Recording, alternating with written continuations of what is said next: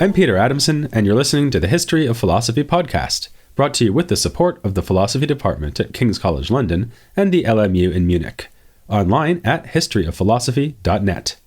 Today's episode, On the Eastern Front, Philosophy in Syriac and Armenian. Let's say you wanted to read every pre-modern translation and commentary on Aristotle. How many languages would you need to learn? Well, obviously Greek. There are dozens of late ancient commentaries on Aristotle, beginning in the 2nd century AD, if not earlier, with the work of Aspasius and Alexander of Aphrodisias. The Greek commentary tradition arguably peaked with the school of Alexandria in the 5th century, though, as we'll be seeing later in this series, the Byzantines too contributed numerous Greek commentaries on his works. Then there's Latin. Already Boethius drew on the exegetical productions of Alexandria in his commentaries on Aristotle's logic, and of course there was the rich medieval tradition featuring such authors as Aquinas and Buridan, which carried on into the Renaissance. And you'll definitely need Arabic. There are extant commentaries on Aristotle from the 10th century Baghdad school, a mostly Christian group, who also included the famous Muslim philosopher Al-Farabi. The greatest of all medieval commentators on Aristotle was the Muslim Averroes, who lived in 12th century Spain. He did write in Arabic, but a number of his commentaries are preserved only in Latin or Hebrew, plus there are Hebrew super-commentaries on his explanations of Aristotle, so you'll certainly need a sound grasp of Hebrew as well. But surely that would do it, right? Well, no, actually. You need to learn at least 2 more languages, Syriac and Armenian. In late antiquity and the early medieval period, there were translations of Aristotle into these languages, focusing especially on logic, and introductions and commentaries to this material were also produced in Syriac and Armenian. And that's just Aristotle. Things get more daunting still if we want to broaden our remit to the reception of Greek philosophy as a whole. Then we must include Georgian, the language used by the 12th century Neoplatonist John Patrizzi to write a commentary on Proclus. By the way, he also translated works by Aristotle into Georgian, though these versions are lost. We can add at least one more, the Ethiopian language Ge'ez. You can hear all about the translations of originally Greek works into Ge'ez in this series on Africana philosophy, but just to make the point with one striking example that we discuss in more detail there, let's consider the story of a philosopher named Secundus. It tells of how he unintentionally brings about the suicide of his mother, takes a vow of silence out of remorse, and is then challenged to share his wisdom by a powerful king. After refusing to speak despite the king's threatening him with death, Secundus agrees to write down a series of aphoristic remarks, encapsulating his philosophical insights. Now, this text was originally Greek, and was translated into Latin and Arabic, but also into Ge'ez, Armenian, and Syriac. Secundus is all but forgotten today, but was an inspiration to an ascetically minded and monastic readership across Eastern Christendom. Hence we find the 7th century spiritual author Isaac of Nineveh praising the discipline of the philosophers with the remark that one of them had so mastered the will of the body that he did not deviate from his vow of silence even under threat of the sword. What we learn from such cases is that the textual transmission of Greek philosophy was not just, as many people suppose, a simple handover of Aristotelianism and Platonism into Latin, nor was it only, as you might have supposed on the basis of this podcast series so far, a matter of Greek ideas being transmitted to both the Islamic world and Latin Christendom. In fact, it was a nearly global phenomenon, in which Greek literature, including philosophy, was rendered into local languages on the east coast of Africa and around the Black Sea, in Spain, Syria, and Iraq, with the Arabic translations produced in those realms working their influence as far as Central Asia and eventually in India and China too. Obviously, that whole story is not on our agenda just at the moment. Rather, I want to look at one underappreciated corner of the reception of Greek thought, the Eastern Christian communities that used Syriac and Armenian as their languages of scholarship. In addition to the obvious interest of discovering the breadth and depth of Hellenic philosophy's penetration into these cultures, our topic boasts some of my favorite scholarly names. Actually, medieval translators in general have more than their share of fabulous names. One memorable sobriquet belonged to the translator of Aristotle and Averroes into Latin, Hermann the German. The Syriac tradition meets that challenge with Paul the Persian, and raises the stakes with Philoxenus of Mabug, who sounds like he should be pursuing Frodo and Samwise across Mordor. Literally unbeatable, though, is the Greek and Armenian translator and commentator David the Invincible. These splendidly titled scholars were only a few of the men who labored to bring Aristotle and other works of Greek science into the languages of Eastern Christianity, alongside theological literature, beginning, of course, with the Bible. While some of them did study in Constantinople, they directed their energies towards fellow intellectuals in Syria and Armenia. These scholars were usually clerics or monks who did not accept the Chalcedonian form of Christianity that became orthodox at Constantinople. The difference of agreement had to do with the nature, or natures, of Christ. According to the Chalcedonians, he had two natures, divine and human, united in a single person. They used the technical Greek word hypostasis to express this unity. Many Syrian Christians, by contrast, were either Nestorians or Monophysites. The followers of Nestorius emphasized the two natures and rejected the idea of a hypostatic union, while the Monophysites, also called Jacobites, after the 6th century bishop of Edessa who was, rather boringly, just named Jacob, accepted a single nature that fused humanity and divinity. The Armenian Church was and still is Monophysite. Indeed, it is worth emphasizing that these late ancient rifts within Christianity are not yet healed. The most surprising example is that by the 4th century, there was an outpost of the Syriac Church in India, and it too survives down to the present day. It was within a Christian context that Syriac and Armenian emerged as written languages. Syriac was the dialect of Aramaic spoken around Edessa, and hence a Semitic language like Arabic and Hebrew, not an Indo-European one like Greek.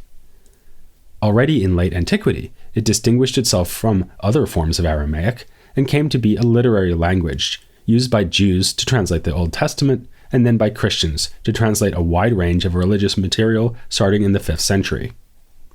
The texts rendered into Syriac included Greek church fathers like the Cappadocians and the Pseudo-Dionysius, who, as we know, drew extensively on pagan philosophical ideas.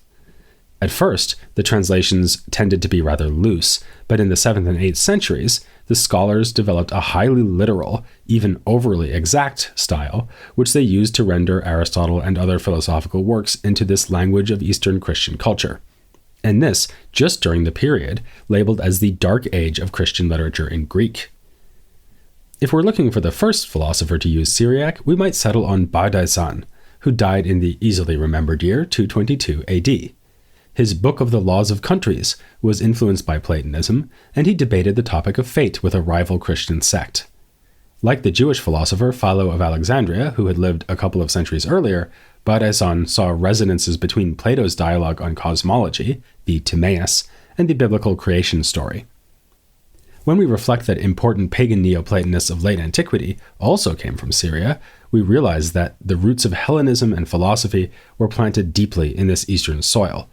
And here I'm thinking of Iamblichus and also Porphyry, author of an introduction to Aristotle's logic that would become standard reading in Syriac and Armenian, as well as Arabic and Latin. Another example would come several centuries later with Sergius of Rashaina. He too was interested in cosmology and worked on logic as well, for instance by commenting on Aristotle's categories.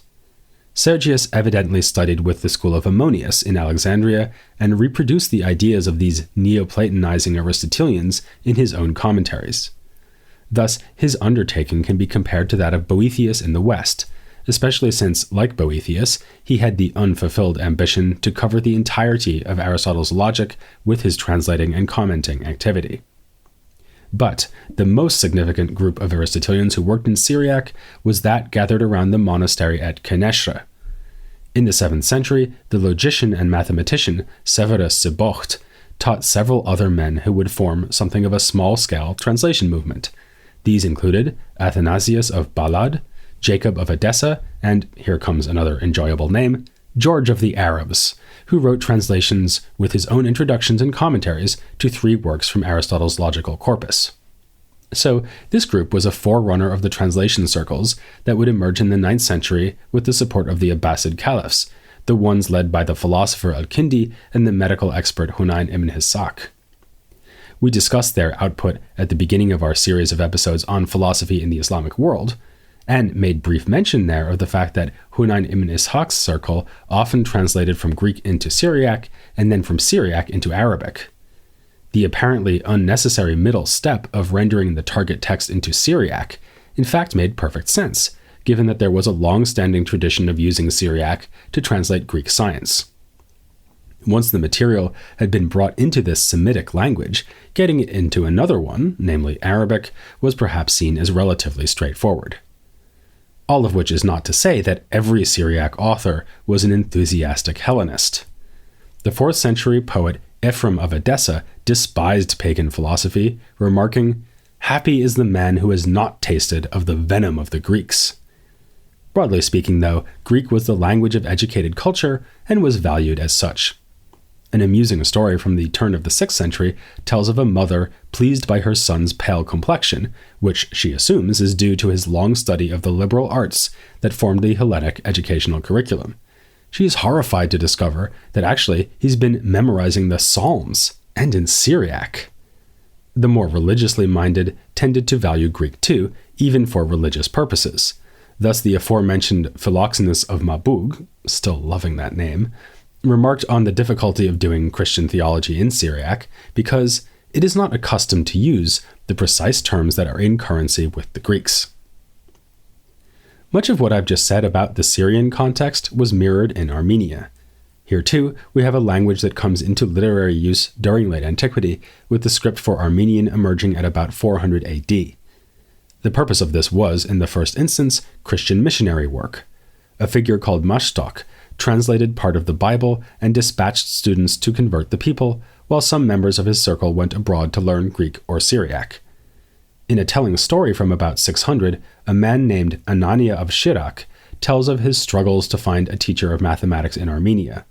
He finally locates one in Trebizond, a well-traveled man who had been in Alexandria, Rome, Athens, and Constantinople. When Anania returns home, he grumbles about his countrymen, who lack all interest in such educational pursuits. But in fact, the Armenian translation movement was already underway by this point. For the sake of studying the liberal arts, there was an early Armenian translation of a grammar written by a man with yet another pleasing moniker, Dionysius Thrax. This was followed by Aristotle's Logic, commentaries on his works by Iamblichus, and the writings of the pseudo-Dionysius, in addition to many religious and theological texts. As with Syriac, the translations were often overly literal, to the point of being essentially incomprehensible to the untutored reader. It has been commented that they are really just written in Greek with Armenian words. The most remarkable figure here, and not just for his comic book-ready title, was David the Invincible, who was something like an Armenian version of Boethius and Sergius of Rashaina. Like Sergius, he actually studied in Alexandria, in David's case with Olympiodorus, one of the very last pagan teachers of antiquity. David's commentaries on Aristotle's Logic are extant in both Greek and Armenian. We are told that he wrote them in Greek but then translated them himself for the benefit of his fellow Armenians. His interest went beyond Aristotle. He apparently translated Platonic dialogues into Armenian too, but since these are lost, it is his logical works that give him a claim to what fame he still has. One of today's leading scholars of Aristotelian logic, Jonathan Barnes, commented that David's exposition of Porphyry's introduction to logic is one of the 2 best commentaries written on that much-commented work. Barnes doesn't say what the other best commentary on Porphyry is, but given that he wrote one himself, I have a sneaking suspicion what he has in mind. David the Invincible does not advertise his Christianity while commenting on the pagan logical corpus, perhaps a sign of his training in a school where Christians were collaborating closely with the last pagans of antiquity, both sides striving to keep the peace for the sake of their joint intellectual endeavors. To what extent are David's commentaries and those of the Syriac scholars valuable contributions to the history of Aristotelianism? To be honest, you should not read them for their entertainment value, though David does at one point prove that irrational animals do not grasp universal concepts on the basis that a rooster remains calm when it sees the farmer slaughtering the other chickens, which proves that the rooster doesn't know it is a member of the same species. But what they otherwise lack in laughs, they make up in terms of philological importance. The Armenian and Syriac translations are very early, usually earlier than any manuscripts we have for the Greek version. This means we can use them to help reconstruct the original Greek text, since earlier texts lack errors that inevitably crept in during the process of copying out books by hand. We'll get back to this issue later when we look at Byzantine manuscripts and how scholars today use them. There are also a few ancient texts that are lost in Greek and preserved only in Syriac, for example, a treatise on meteorology by Aristotle's student Theophrastus. Beyond that, there is the philosophical interest of the commentaries. As with commentaries in Greek, these are works of exegesis intended for use by students, so they are not full of advanced, innovative ideas. Yet they carry on traditions of thinking about logic that we know from late antiquity and that will be passed on to the Arabic and Latin spheres. Thus, David argues in detail for the long-standing peripatetic view that logic is not really a part of philosophy, but only its instrument. This indeed is why Aristotle's logical works were called the organon, meaning tool. It's a point on which Aristotelians like Alexander of Aphrodisias had insisted back in the 2nd century, when it was a good way of marking their opposition to the Stoics, who did think that logic is a part of philosophy, on a par with ethics and physics. Or, to take another example, it seems that Paul the Persian's logical writings continue a trend away from formalization in logic and towards a more metaphysical reading.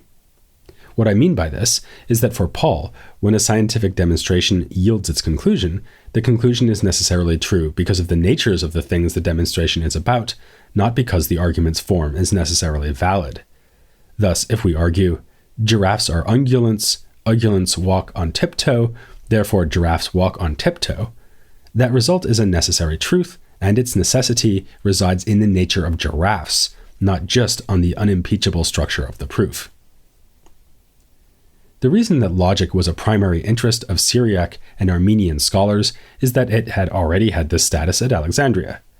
You began your study of philosophy with logic, the necessary instrument for everything that came after, which meant that students had most need for commentaries and translations of logical works. But logic was only the beginning, and we do see the intellectuals of these traditions pursuing other interests. Sergius translated a treatise on cosmology and works of medicine, while Severus Sibocht, the influential teacher at Keneshre, had particular expertise in astronomy and other areas of mathematics.